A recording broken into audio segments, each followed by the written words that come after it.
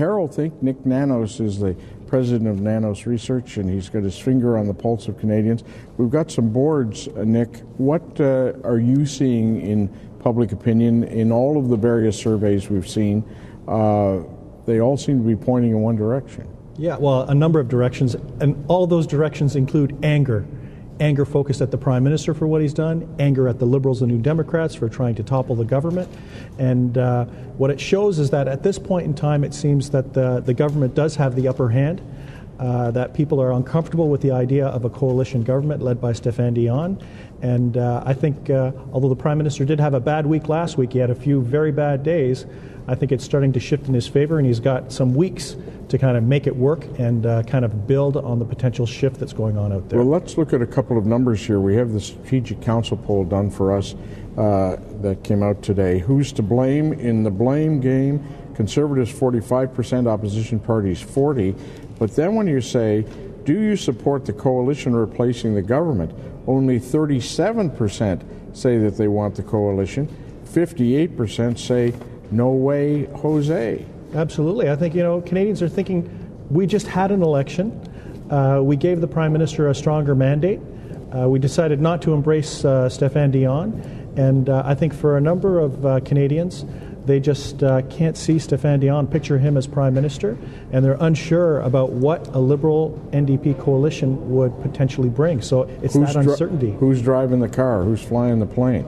Let's take a look at Compass Research. I think we have the board's national voting intentions. When you get to the end of the day, it's about how people are going to vote in the next election. And Conrad Wynn's survey shows 51% say they'd go Conservative, only 20% Liberal, NDP at 10, Bloc at 8, Greens at 6. And when you look at Ontario, the biggest province, we see the Conservatives are at 53%, the Liberals at 24%, the NDP back at 10%, and in Quebec, the Bloc's at 35%, the Conservatives are at 32%. So that would seem to suggest that in the province of Quebec, there hasn't been as much damage to the Conservatives as some people had predicted.